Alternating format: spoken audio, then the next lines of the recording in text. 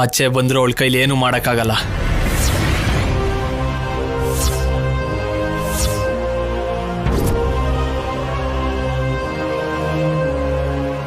ನೀವೇನ್ ಮಾಡ್ತಿದ್ದೀರಾ ಇಲ್ಲಿ? ಲಕ್ಷ್ಮಿ ನಿಮ್ಮನ್ನ ನೋಡಿ ಯಾಕೆ ಹಾಗೆ ಬಿಹೇವ್ ಮಾಡ್ತಿದ್ದಾಳೆ? ಅವಳು ಯಾಕೆ ಹಾಗಾಡ್ತಾ ಇದ್ದಾಳೋ ನನಗೇನು ಗೊತ್ತು, ಹೇಳು. ಆಫೀಸರ್ ಸತ್ತು ಹೋಗಿದ್ದಾರೆ, ನಿಮ್ಮನ್ನ ಎದುರಿಸೋರು ಯಾರು ಇಲ್ಲ ಅನ್ಕೊಂಡಿದ್ದೀರಾ ಅಲ್ವಾ? ನಿಮ್ಗೋಸ್ಕರ ನಾನಿದ್ದೀನಿ. ನಿಮ್ಮಿಬ್ರನ್ನು ಪೊಲೀಸರ ಮುಂದೆ ದೋಷಿಗಳಾಗಿ ನಾನ್ ನಿಲ್ಲಿಸ್ತೇನೆ. ನಮ್ಮನ್ನ ದೇವರು ಕೂಡ ಏನು ಮಾಡೋಕ್ಕಾಗಲ್ಲ. ನೀನು ಕೆಲಸ ನೋಡ್ಕೋ. ನನ್ನ ಯಾರು ಏನು ಮಾಡಕ್ಕಾಗಲ್ಲ ಅಂತ ಅನ್ಕೊಂಡು ಓಡಾಡ್ತಿದ್ದೋರ್ ಸಾವು ಹೇಗಿರುತ್ತೆ ಅಂತ ಸ್ವಲ್ಪ ಚರಿತ್ರೆ ಪುಟಗಳಲ್ಲಿ ಓದು. ನಿನ್ನ ಸಾವು ಕೂಡ ಹಾಗೆ ಇರುತ್ತೆ. ನಿಮ್ಮನ್ನ ಡಾಕ್ಟರ್ ಕರೀತಿದ್ದಾರೆ ಸರ್.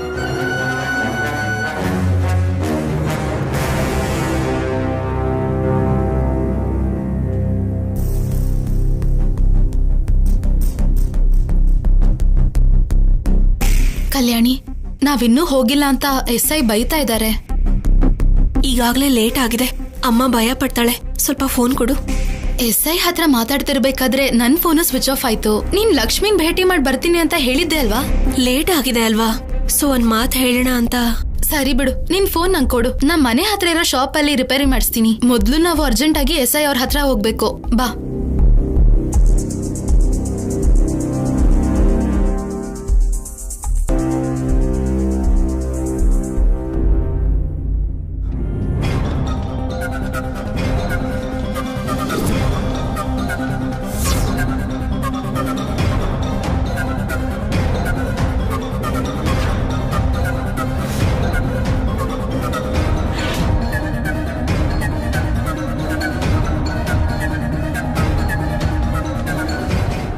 ಏನ್ ಅನುಪಮ, ಕಲ್ಯಾಣಿ ಇಷ್ಟೊತ್ತಾದ್ರೂ ಬರ್ಲಿಲ್ಲ.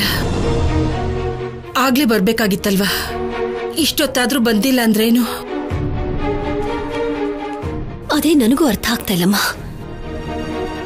ಇನ್ನೇನು ಹೊರಡ್ತಿದ್ದೀನಿ ಅಂತ ಹೇಳಿದ್ಲು.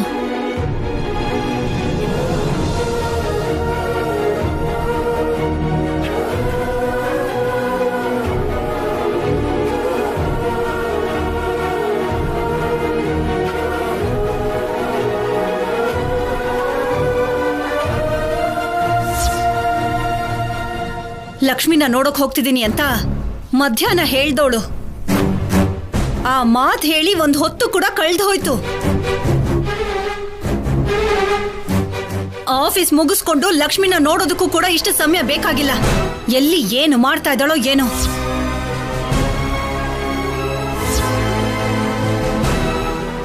ಸರಿನಮ್ಮ, ಬರ್ತಾಳಲ್ವಾ, ಅದಕ್ಕೆ ಯಾಕೆ ಇಷ್ಟೊಂದು ಗಾಬರಿ?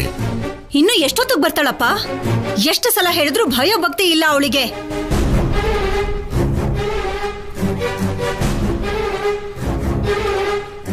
ಬೆಳಿಗ್ಗೆ ಮನೆ ಬಿಟ್ಟು ಹೋದ ಹೆಣ್ಣು ಹುಡುಗಿ ಇಷ್ಟೊತ್ತಾದ್ರೂ ಮನೆಗೆ ಬಂದಿಲ್ಲ ಅಂದ್ರೆ ಏನ್ ಅನ್ಕೋಬೇಕು? ಕೊನೆ ಪಕ್ಷ ಫೋನ್ ಮಾಡಿ ಆದ್ರೂ ಹೇಳ್ತಾಳ, ಅದೂ ಇಲ್ಲ. ಏನ್ ಅನುಪಮ, ಪ್ರತಿಯೊಂದು ವಿಷಯಕ್ಕೂ ನಿನ್ ಮಗಳ ಪರ ವಹಿಸ್ಕೊಂಡ್ ಬಂದ್ಬಿಡ್ತೀಯಲ್ಲ, ಇವಾಗ ಯಾಕೇನು ಮಾತಾಡ್ತಿಲ್ಲ? ಮಹಾಲಕ್ಷ್ಮಿ ನೋಡಕ್ ಹೋಗಿದ್ದಾಗ ಅಲ್ಲಿ ತಡವಾಗಿರ್ಬಹುದಲ್ವಾ? ಲಕ್ಷ್ಮಿನ ನೋಡೋದಕ್ಕೆ ಹೋಗಿದಳು ಇಲ್ಲ ಊರೂರ್ ಸುತ್ತೋದಕ್ ಹೋಗಿದಳು, ಯಾರು ಗೊತ್ತು? ಯಾರು ನೋಡಿದಾರೆ ಅದನ್ನ? ದಮಯಂತಿ, ಏನು ಅಂತ ಮಾತಾಡ್ತಿದ್ಯಾ?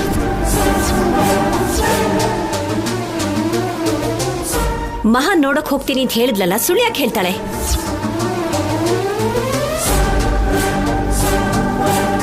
ದಮಯಂತಿ, ಕಲ್ಯಾಣಿ ಬಗ್ಗೆ ಗೊತ್ತಿಲ್ಲದಿರೋ ಹಾಗೆ ಹೊಸದಾಗಿ ಮಾತಾಡ್ತಿದ್ಯಲ್ಲ, ಯಾಕೆ? ಕಲ್ಯಾಣಿ ಯಾವತ್ತಾದ್ರೂ ಸುಳ್ಳು ಹೇಳಿದಾಳ? ಆದ್ರೂ ಸುಳ್ಳು ಹೇಳ್ಬೇಕಾಗಿರೋ ಕರ್ಮ ಅವಳಿಗೇನು?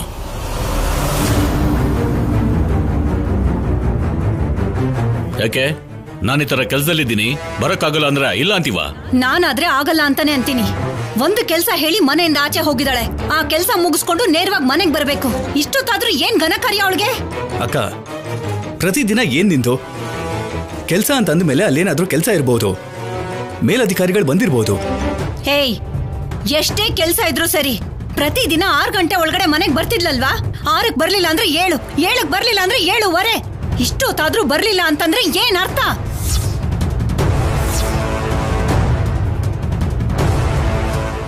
ಚಿನ್ನಿ, ಸುಮ್ನೆ ಮಾತಾಡ್ಕೊಂಡೇ ಇದ್ರೆ ಹೇಗೋ?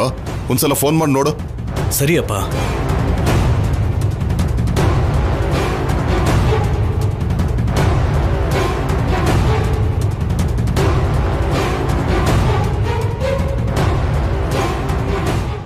ನಮ್ಮಮ್ಮ ಎದೆನೋ ಅಂತ ಹಾಸ್ಪಿಟಲ್ ಸೇರಿದಾಗ ಕಲ್ಯಾಣಿ ಕಾಣಿಸಿದ್ಲು ಅಂತ ಅಲ್ಲಿಂದ ಬಂದ್ಬಿಟ್ಲು ಅಂತ ಹೇಳ್ತಿದ್ಲು. ಇವಾಗ ನಾನೇನಾದ್ರೂ ಈ ವಿಷಯ ಹೇಳಿದ್ರೆ ನನ್ನನ್ನು ಸುಟ್ಟು ಬೂದಿ ಮಾಡ್ಬಿಡ್ತಾರೆ. ಆದ್ರೂ ಕಲ್ಯಾಣಿ ಇನ್ನೂವರೆಗೂ ಮನೆಗೆ ಬಂದಿಲ್ಲ ಅಂದ್ರೆ ಆ ಸೇಟು ಏನಾದ್ರೂ ಮಾಡಿರ್ತಾನ? ಏನೋ ನಮ್ಗ್ಯಾಕೆ ಬಿಡು, ನಮ್ ಸಿದ್ದು ಏನಾದ್ರೂ ಮಾಡಿರ್ತಾನ? ನಾನು ಕಾಮಾಗಿರೋದೇ ಬೆಟರು.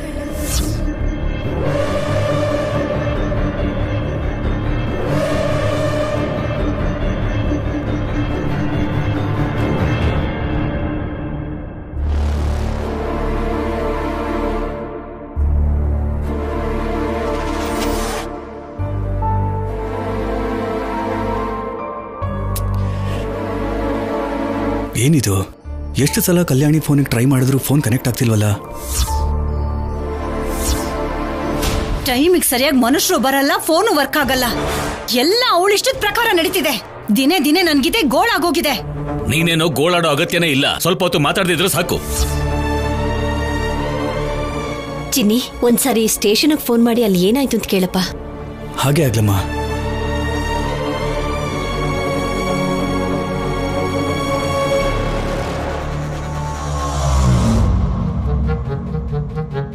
ಅಷ್ಟಕ್ಕೂ ನಿಮ್ಮಂಥವರೆಲ್ಲ ಡಿಪಾರ್ಟ್ಮೆಂಟ್ಗೆ ಯಾಕೆ ಬರ್ತೀರಾ ಅಂತ ನನಗಂತೂ ಅರ್ಥ ಆಗ್ತಿಲ್ಲ.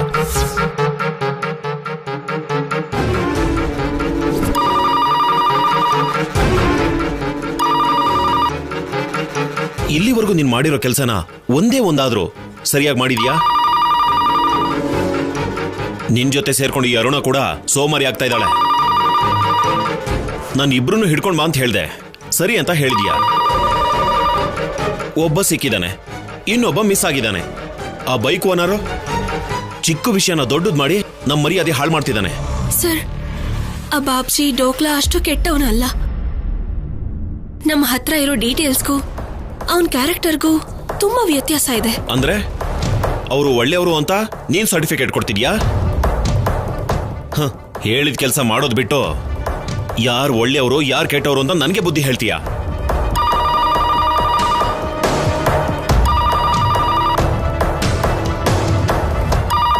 ನಾನೊಂದು ಹೇಳಿದ್ರೆ ನೀನೊಂದು ಮಾಡ್ತೀಯಾ? ಹೇಳಿದ ಕೆಲಸ ಒಂದು ಮಾಡಲ್ಲ. ಏಯ್, ಇಲ್ಲಿ ಮಾತಾಡ್ತಾ ಇದ್ರೆ ಮಧ್ಯದಲ್ಲಿ ಆ ಫೋನ್ ಬೇರೆ ಬಡ್ಕೊಳ್ತಲ್ಲ.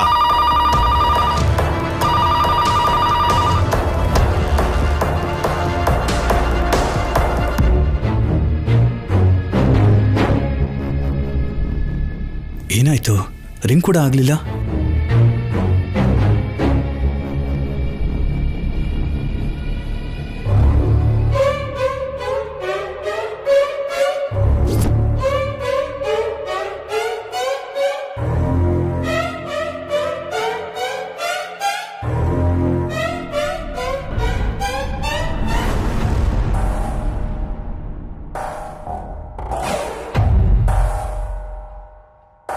ಇಲ್ಲಿ ನನ್ನ ಬಾಯಿ ಹರ್ಕೊಂಡು ಮಾತಾಡ್ತಾ ಇದ್ರೆ ನೀನೇನು ಗಡಿಯಾರ ನೋಡ್ತಾ ಇದೀಯಾ? ನಮ್ಮ ಊರಿಗೆ ಲಾಸ್ಟ್ ಬಸ್ ಇನ್ನೊಂದು 1/4 ಗಂಟೆಲಿ ಹೊರಟೋಗುತ್ತೆ ಸರ್. ಬೆಳಿಗ್ಗೆನೆ ನಾನು ಮತ್ತೆ ನಮ್ಮ ಊರಿಂದಾನೇ ಬರ್ಬೇಕು. ಬೇಕು ಅಂದ್ರೆ ನಾಳೆ ಬಂದ್ಮೇಲೆ ಉಳ್ತಿದ್ದು ಬೈಬೋದಂತೆ ಸರ್. Please sir. ಸರಿ, ನೀನು ಹೋಗು. Thank you sir. ಅರುಣ, ನೀನ್ ನಿಂತ್ಕೋ. ನಾನು ಹೋಗು ಅಂತ ಹೇಳಿದ್ದು ಕಲ್ಯಾಣಿಗೆ. ಕಲ್ಯಾಣಿಗೆ ತಗೊಳ್ಳೋ ಕ್ಲಾಸ್ನ ನಾಳೆ ಮುಂದುವರಿಸ್ತೀನಿ. ಈಗ ನಿನ್ ವಿಷಯ ಏನು ಅಂತ ಹೇಳು. ಅಂದ್ರೆ ಇವಾಗ ನನ್ಗೆ ಮೊದ್ಲಿಂದ ಶುರು ಮಾಡ್ತಾನ? ಅಷ್ಟಕ್ಕೂ ನೀವು ಡಿಪಾರ್ಟ್ಮೆಂಟ್ಗೆ ಯಾಕೆ ಬರ್ತೀರಾ? ಹಾ,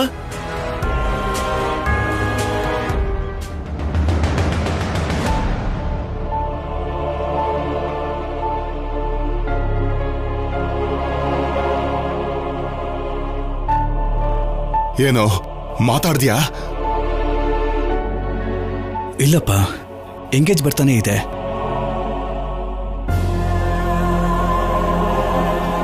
ಸ್ಟೇಷನ್ ಫೋನ್ ಕೆಲಸ ಮಾಡ್ತಿಲ್ಲ, ಕಲ್ಯಾಣಿ ಫೋನು ಕೆಲಸ ಮಾಡ್ತಿಲ್ಲ. ಏನಾಗಿದ್ಯೋ ಏನೋ ಒಂದು ಅರ್ಥ ಆಗ್ತಿಲ್ಲ.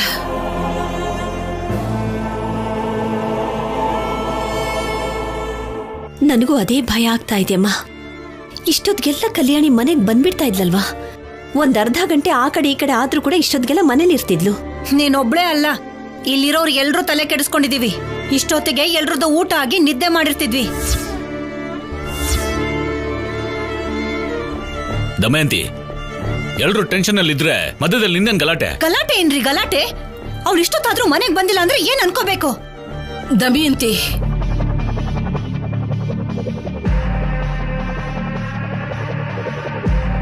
ಮನೆಗ್ ಬರ್ಬೇಕಾಗಿರೋ ಹುಡುಗಿ ಇನ್ನೂ ಬಂದಿಲ್ಲ ಅಂತ ನಾವೆಲ್ಲರೂ ಗಾಬರಿ ಆಗಿದೀವಲ್ವಾ? ನಾನು ಹೇಳಿದ ಮಾತನ್ನ ಕೇಳಿದ್ರೆ ಗಾಬರಿ ಪಡೋ ಅಗತ್ಯ ಯಾಕಿತ್ತು?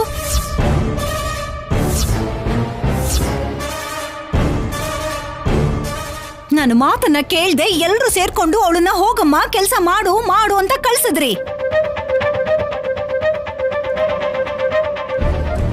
ಈಗ ಅವಳು ನಮ್ಮನ್ನ ಈ ರೀತಿ ಗೋಳು ಇಕ್ಕೋತಾ ಇದ್ದಾಳೆ. ಅಲ್ಲ, ಅವಳಿಗೆ ಏನಾಗಿದ್ಯೋ ಅಂತ ನಾನು ಯೋಚನೆ ಮಾಡ್ತಿದ್ರೆ ನೀನ್ ಏನ್ ದಮಯಂತಿ? ಏನಾಗತ್ತೆ? ಏನೂ ಆಗಲ್ಲ.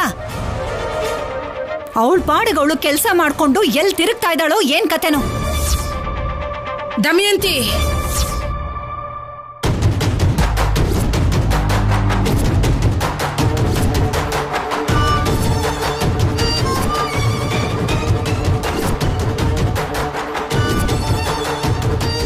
ಯಾಕಮ್ಮ? ಯಾಕೆ ನನ್ ಮೇಲೆ ಕಿರ್ಚ್ತಾ ಇದೆಯಾ? ಕೆಲ್ಸ ಅಂತ ಹೋಗ್ತಾಳೆ, ಸಾಯಂಕಾಲದ ಹೊತ್ತಿಗೆ ಕೆಲ್ಸ ಮುಗಿತಿದ್ದಾಗೆ ಮನೆಗ್ ಬಂದು ಬೀಳ್ಬೇಕಲ್ಲ. ಇಷ್ಟೊತ್ತಾದ್ರೂ ಮನೆಗ್ ಬಂದಿಲ್ಲ ಅಂದ್ರೆ ಅರ್ಥ ಏನು? ಏನು ಮಾಡ್ತಾ ಇದ್ದಾಳೆ? ಎಲ್ಲಿದ್ದಾಳೆ?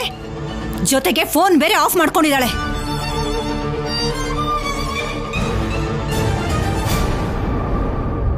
ಫೋನ್ ಆಫ್ ಮಾಡ್ಕೊಂಡಿದ್ದಾಳೋ ಇಲ್ಲ ಕೆಲಸ ಮಾಡ್ತಿಲ್ಲ ಗೊತ್ತಿಲ್ಲದೇನೆ ನೀನ್ ಹೇಗ್ ಮಾತಾಡ್ತಿದ್ಯಾ? ಎಲ್ರು ನನಗ್ ಹೇಳೋರೆ. ಎಲ್ರು ಸೇರ್ಕೊಂಡು ಅವಳನ್ನ ಸಮರ್ಥಿಸ್ಕೊಳ್ತಾ ಇರೋದಕ್ಕೆ ಅವಳು ಈ ಮಟ್ಟಿಗೆ ಹೆಚ್ಕೊಂಡಿರೋದು. ಭಯ ಭಕ್ತಿ ಇಲ್ದೆ.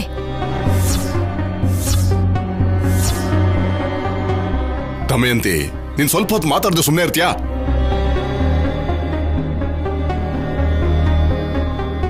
ಚಿನ್ನಿ, ಇನ್ನೊಂದ್ಸಲ ಫೋನ್ ಮಾಡು. ಸರಿ ಅಮ್ಮ.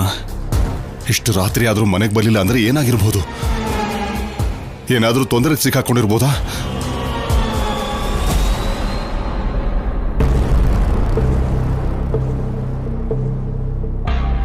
ಅದೇ ನನ್ಗೂ ಭಯ ಆಗ್ತಿದೆ ರೀ. ಅಮ್ಮ, ಇವಾಗ ನೀನ್ ಅನ್ಕೋತಿರೋ ಹಾಗೆ ಅವಳೇನ್ ಸಾಮಾನ್ಯದ ಹುಡುಗಿ ಅಲ್ಲ. ಪೊಲೀಸ್ ಡಿಪಾರ್ಟ್ಮೆಂಟ್ ಅಲ್ಲಿ ಕೆಲಸ ಮಾಡ್ತಿದ್ದಾಳೆ. ಆತರ ಏನೂ ಆಗಲ್ಲ. ಯಾವ್ದಾದ್ರೂ ಸಡನ್ ಕೆಲಸ ಬಂದು ತಡ ಆಗಿದೆ ಅನ್ಸುತ್ತೆ.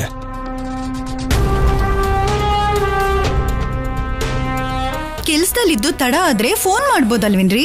ಫೋನ್ ಸ್ವಿಚ್ ಆಫ್ ಆಗಿದ್ಯೋ ಏನೋ. ಅವ್ರ ಸ್ಟೇಷನ್ಗೆ ಫೋನ್ ಮಾಡಿದ್ರೇನೆ ಯಾರು ರೆಸ್ಪಾನ್ಸ್ ಮಾಡ್ತಾ ಇಲ್ಲ. ಅವ್ರ ಕೆಲಸ ಅವ್ರಿಗಿರುತ್ತಲ್ವಾ? ಅವ್ರವ್ರ ಕೆಲಸ ಅವ್ರವ್ರಿಗಿದ್ರು ಯಾವ ಕೆಲಸ ಕಾರ್ಯನೂ ಮಾಡದೆ ಅವಳಿಗೋಸ್ಕರ ಕಾಯ್ತಾ ಇರೋದು ನಾವೇ ಅಲ್ವೇನೋ? ಸರಿ, ನಾನು ಮತ್ತೆ ಟ್ರೈ ಮಾಡ್ತೀನಿ ರೀ.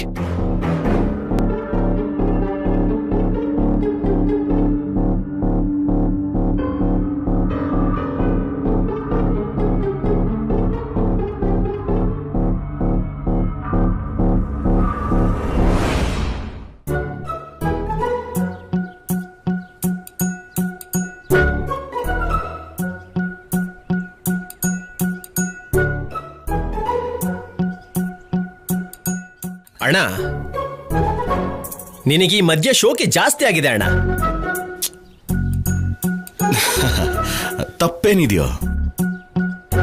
ಇನ್ನ ಹುಡುಗಿ ಕಾಣಿಸ್ಕೊಂಡ್ರೆ ಅಂದವಾಗಿ ಕಾಣಿಸ್ಬೇಕಲ್ವಾ?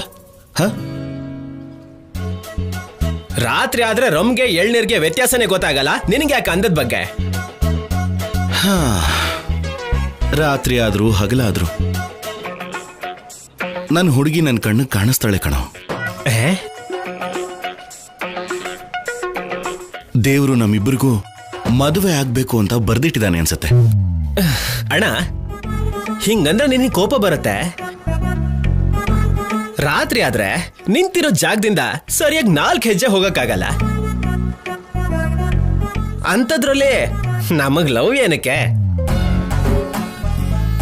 ನಿಜ ಗೊತ್ತಾದ್ಮೇಲೆ ಯಾವ ಹುಡುಗಿ ಆದ್ರೂ ನಿಜ ಗೊತ್ತಾದ್ಮೇಲೆ ಮದ್ವೆ ಆಗೋಕ್ ಒಪ್ಕೋತಾಳ? ಅಣ್ಣ ಖುಷಿ ಪಡ್ತಾನೆ, ಹೌದು ಅನ್ನಕ್ ನಿನಗೆ ಗೊತ್ತಾಗಲ್ವೇನೋ? ಹೆಂಗ್ ಹೇಳು ಅಂತೀಯ ಅಣ್ಣ? ನಾಗರ ಹಾವಿಗೂ ಮುಂಗ್ಸಿಗೂ ದೋಸ್ತಿ ಆಗತ್ತಾ? ಹಾಗೇನೆ ಕಳ್ಳನಿಗೂ ಪೊಲೀಸರಿಗೂ ಮದ್ವೆ ಆಗತ್ತಾ? ಇಲ್ಲಿವರೆಗೂ ಆಗದೆ ಇರ್ಬೋದು, ಆದ್ರೆ ಇವಾಗ ಆಗುತ್ತೆ ಅನ್ನೋ ನಂಬಿಕೆ ಇದೆ ಕಣ. ಅಣ್ಣ ಅಣ್ಣ ನನ್ ಮಾತ್ ಕೇಳು, ನಮ್ ದಂಧೆ ಗಡ್ಡ ಬರೋ ಹುಡುಗಿ ಜೊತೆ ಲವ್ ಏನು ಕಣ? ಆ ಪೊಲೀಸ್ ಹುಡುಗಿ ಜೊತೆ ಮದ್ವೆ ಆಗೋದ್ರೆ ಇರೋ ದಂಧೆನೆಲ್ಲ ಬಿಟ್ಬಿಡ್ತೀನಿ ಕಣ. ದಂಧೆ ಬಿಟ್ಟು ಏನ್ ಮಾಡೋದು? ಹೆಂಡತಿ ಸಂಬಳ ತಂದ್ರೆ ಮನೆ ಕೆಲಸ ನೋಡ್ಕೋತೀಯ? ಹೇ ಚಿಚಿ ಚಿಚಿ ಚಿಚಿ, ಅಷ್ಟು ಬುದ್ಧಿ ಇಲ್ದೇ ಇರೋ ತರ ಕಾಣಿಸ್ತಾ ಇದೀನೇನೋ. ಮದುವೆಗೆ ಮುಂಚೆ ಚೆನ್ನಾಗಿ ಸಂಪಾದನೆ ಮಾಡಿ ಮದುವೆ ಆದ್ಮೇಲೆ ನಮ್ಮ ಮಾರ್ಕೆಟ್ ಯಾದವ್ ಅಣ್ಣನ ತರ ರೇಷ್ಮೆ ಶರ್ಟ್ ಹಾಕೊಂಡು ಪ್ಯಾಂಟ್ ಹಾಕೊಂಡು ಮಾರ್ಕೆಟ್ ಪೂರ್ತಿ ಚೆನ್ನಾಗಿ ದುಡ್ಡನ್ನ ವಸೂಲಿ ಮಾಡ್ತಾ ಇರ್ತೀನಿ. ಸಂಪಾದಿಸ್ಬೇಕು ಅಂದ್ರೆ ಮೊದ್ಲು ಕೆಲ್ಸಕ್ಕೆ ಹೋಗ್ಬೇಕು. ಬೇಗ ನಡಿ, ಇವತ್ತು ಬೆನಿಫಿಟ್ ಶೋ ಪಕ್ಕದಲ್ಲೇ ಹಾಕಿದ್ದಾರೆ. ಪಕ್ಕಾ ಫ್ಯಾಮಿಲಿ ಸಿನಿಮಾ, ತುಂಬಾ ಲೇಡೀಸ್ ಬರ್ತಾರೆ. ಹೆಂಗಸ್ರೇನಾದ್ರೂ ಹೊರಗಡೆ ಬಂದ್ರೆ ಅರ್ಧ ತೊಲೆ ಬಂಗಾರ ಇಲ್ದೆ ಬರೋದೇ ಇಲ್ಲ ಮಹಾ ತಾಯಂದಿರು. ಇವತ್ತು ನಾವು ಅಟ್ಲೀಸ್ಟ್ 10 ಚೈನು 20 ಪರ್ಸ್ ಆದ್ರೂ ಹೊಡಿಬೇಕು. ಅಣ್ಣ, ಆಂಟಿ ಹತ್ರ ಚೈನ್ ಇರುತ್ತೆ, ಆದ್ರೆ ಅಂಕಲ್ ಹತ್ರ ದುಡ್ಡೇ ಇರಲ್ಲ ಅಣ್ಣ. ಬೆನಿಫಿಟ್ ಶೋ ಅಂದ್ರೆ ಅಂಕಲ್ಸ್ ತುಂಬಾ ಜನ ಸೆಟಪ್ಗಳ ಜೊತೆನೆ ಬರ್ತಾರೆ. ಹೆಂಡತಿ ಪಕ್ಕದಲ್ಲಿದ್ರೆ ದುಡ್ಡಂತೂ ಬಿಚ್ಚಲ್ಲ, ಆದ್ರೆ ಸೆಟಪ್ ಪಕ್ಕದಲ್ಲಿದ್ರೆ ಹೆಂಗ್ ಬೇಕಾದ್ರೂ ಖರ್ಚು ಮಾಡ್ತಾರೆ. ಚಲ್ ನಡಿ ನಡಿ, ನಡಿ ನಡಿ ನಡಿ.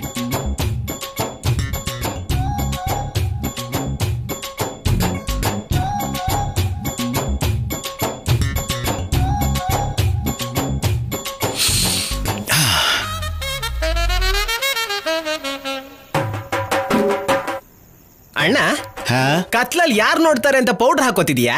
ಅಯ್ಯೋ ನೀನು ಅಣ್ಣ, ನಾನು ಇಲ್ಲಿದ್ರ ಅಲ್ಲಿ ಯಾಕೆ ನೋಡ್ತಿದ್ಯಾ? ಅಯ್ಯೋ ನೀನು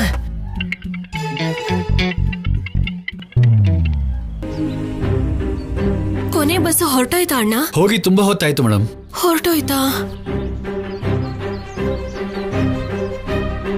ಹಾ ಹಲೋ, ಬರ್ತಾ ಇದೀನಿ ಕಣ, ಬರ್ತಾ ಇದೀನಿ. ಕೊನೆ ಬಸ್ ಕೂಡ ಹೊರಟೋಯ್ತು. ಈಗ ಊರಿಗೆ ಹೋಗೋಕ್ಕೂ ಬಸ್ ಇಲ್ಲ. ಈ ಸಮಯದಲ್ಲಿ ಎಲ್ಲಿರ್ಲಿ, ಏನ್ ಮಾಡ್ಲಿ?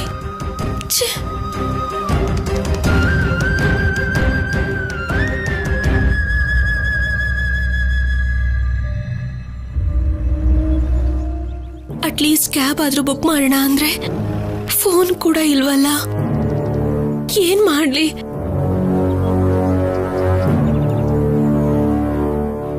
ಮನೆಯಲ್ಲಿ ಅಮ್ಮ ಅತ್ತೆ ಎಲ್ಲ ಭಯ ಪಡ್ತಿರ್ತಾರೆ. ಅಟ್ಲೀಸ್ಟ್ ಫೋನ್ ಮಾಡಿ ಕೂಡ ಹೇಳೋದಕ್ಕಾಗ್ಲಿಲ್ಲ.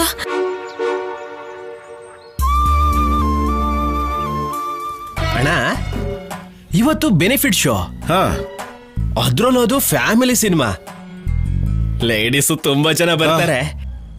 ನೀನವ್ರ ಕತ್ತಲ್ಲಿರೋ ಗೋಲ್ಡ್ ಚೈನು ಮತ್ತೆ ನೆಕ್ಲೆಸ್ ತಗೊಳ್ಳೋ ಕೆಲಸದಲ್ಲಿರ್ಬೇಕು. ಲೇ, ನೀನೇ ನೋಡ್ತಿರೋ, ಕತ್ತು ಸಿಕ್ತು ಅಂದ್ರೆ ನಮ್ ಕೈಗೆ ಬಂಗಾರ ಬಂದ ಹಾಗೇನೆ. ಹೌದಣ್ಣ, ನಿನಗ್ ರಾತ್ರಿ ಆದ್ರೆ ಕಣ್ಣೆ ಕಾಣಿಸಲ್ವಲ್ಲ, ಆದ್ರೂ ಹೆಂಗಸ್ರು ಕತ್ತಲ್ಲಿರೋ ಬಂಗಾರನ್ ಮಾತ್ರ ಕರೆಕ್ಟ್ ಆಗಿ ಎಗರ್ಸ್ತೀಯಾ? ಹೇಗಣ್ಣ? ಮನುಷ್ಯನಿಗೆ ವಾಸನೆ ಇದ್ದ ಹಾಗೆ ಬಂಗಾರಕ್ಕೂ ಒಂದು ವಾಸನೆ ಇರುತ್ತೆ ಕಣೋ. ಆ ವಾಸನೆ ನನಗೆ ಚೆನ್ನಾಗಿ ಗೊತ್ತಾಗುತ್ತೆ. ನನ್ ಕಣ್ ಕಾಣಿಸ್ದೇ ಇರಬಹುದು, ಆದ್ರೆ ಮೂಗು ಚೆನ್ನಾಗಿ ಕೆಲಸ ಮಾಡುತ್ತೆ. ಅಣ್ಣ, ನಿನ್ ಜೊತೆಗೆ ಇಷ್ಟು ವರ್ಷದಿಂದ ತಿರುಗ್ತಾ ಇದ್ದೀನಿ, ನಿನಗ್ ಬರೋ ವಾಸನೆ ನನಗೆ ಯಾಕಣ್ಣ ಬರಲ್ಲ?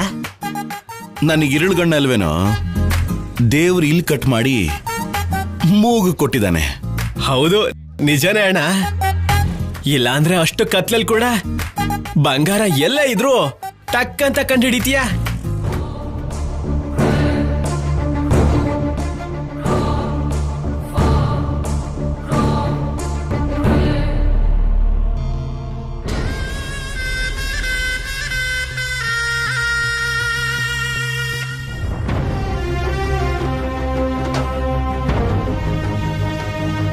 ಆ ಮಹಾಲಕ್ಷ್ಮಿ ಮಾಮೂಲಿ ವ್ಯಕ್ತಿ ಆಗೋದಕ್ಕೆ ಟೈಮ್ ಬೇಕಾಗುತ್ತೆ. ಹಾಗಂತ ಅವಳನ್ನೇ ಕಾವಲ್ ಕಾಯ್ತಾ ಎಷ್ಟು ದಿನ ಅಂತ ಕೂತ್ಕೊಳ್ಳೋದು ಸಿದ್ದು? ಅವಳು ಮಾಮೂಲಿ ವ್ಯಕ್ತಿ ಆದ್ರೂ ಆಗದೆ ಇದ್ರು ನನಗೇನು ನಷ್ಟ ಇಲ್ಲ ಸ್ಯಾಮ್. ಇಲ್ಲ ಸಿದ್ದು, ನಮ್ಮ ಗಡ್ಡಿ ಇಲ್ದೇ ಇರೋ ಹಾಗೆ ಮಹಾಲಕ್ಷ್ಮಿನ್ ಕೂಡ ಮುಗಿಸ್ಬಿಟ್ರೆ ಸರಿ ಹೋಗುತ್ತೆ.